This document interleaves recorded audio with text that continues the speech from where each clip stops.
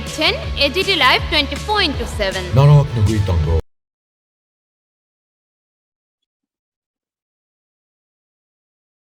ভারতীয় জাতীয় কংগ্রেস দলের পক্ষ থেকে আমরা 28টি আসনে আমাদের জোট সঙ্গী টিপিপিকে নিয়ে লড়াইয়ে অবতীর্ণ হয়েছিলাম এবং গোড়া থেকে আমরা বলছি যে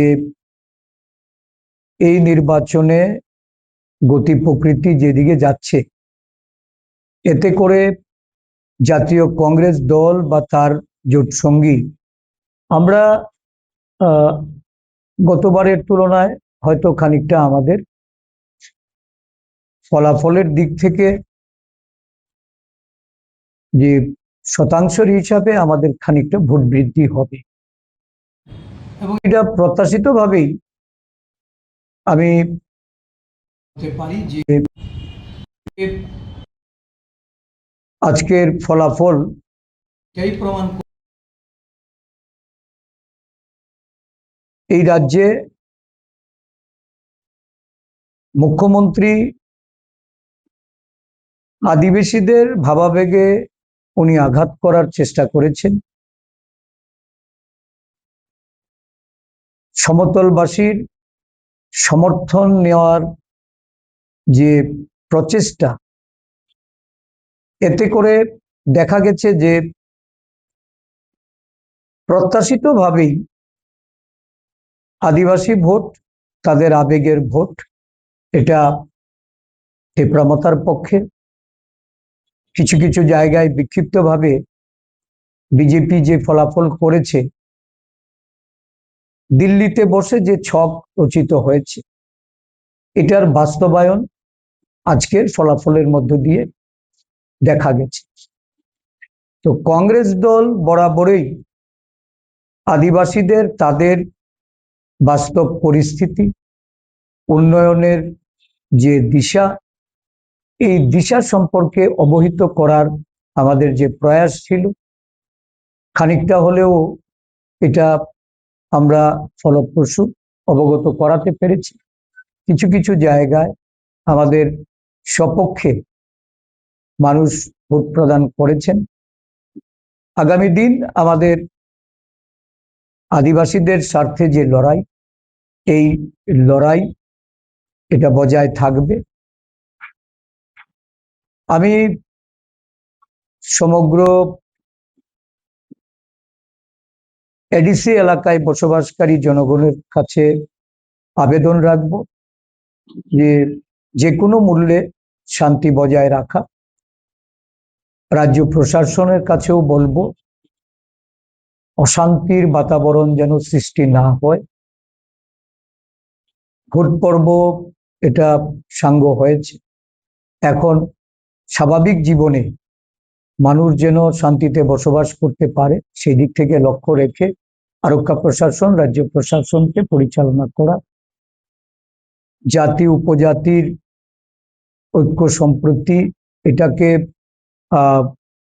সুদৃঢ় করা, এটা সমস্ত রাজনৈতিক দলের কর্তব্য। জাতীয় কংগ্রেস দল আমাদের নীতি আদর্শের প্রতি আমরা নিষ্ঠাবান হয়ে সজাগ সতর্কতার সঙ্গেই আমরা এটা পালন করব।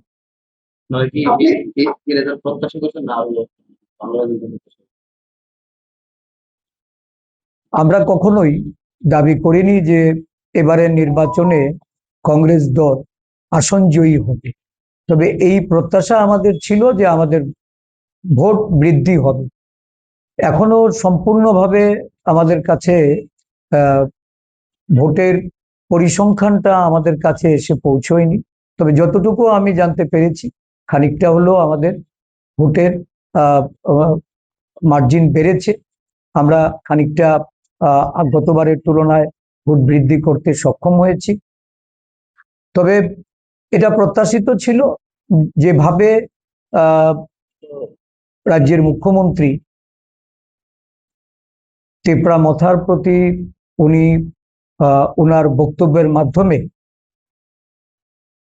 আদিবাসী জাত্যাভিমানের উপর উনি আঘাত করেছেন, তার প্রতিক্রিয়ায় সমগ্র পাহাড় জুড়ে এটা পরিলক্ষিত হচ্ছে। তো আমি আগেও বলেছি যে এটা কোনো রাজনীতি নয়, বা বর্তমান শাসক দল এরা রাজনীতির আঙ্গিনায় সম্পূর্ণভাবে এরা নির্বোধ, যার জন্য আজকে এই ফলের সম্মুখীন হতে হয়েছে।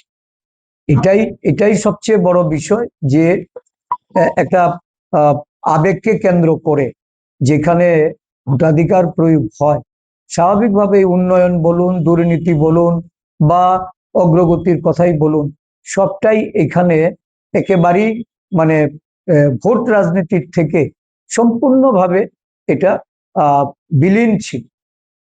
আপনি বলেন দিল্লি নির্ধারিত ফলাফল, দিল্লি কি এরকম চেয়েছে কিছু?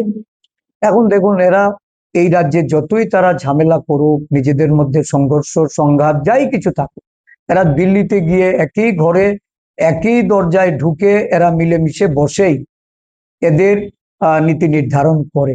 তো স্বাভাবিকভাবে এই কথাটা এটা বলতে আমার কোনো দ্বিধা নেই যে এক ঘর থেকে বেরিয়ে এসেই তারা মানে ওই ভাতৃঘাতী সংঘর্ষের সঙ্গে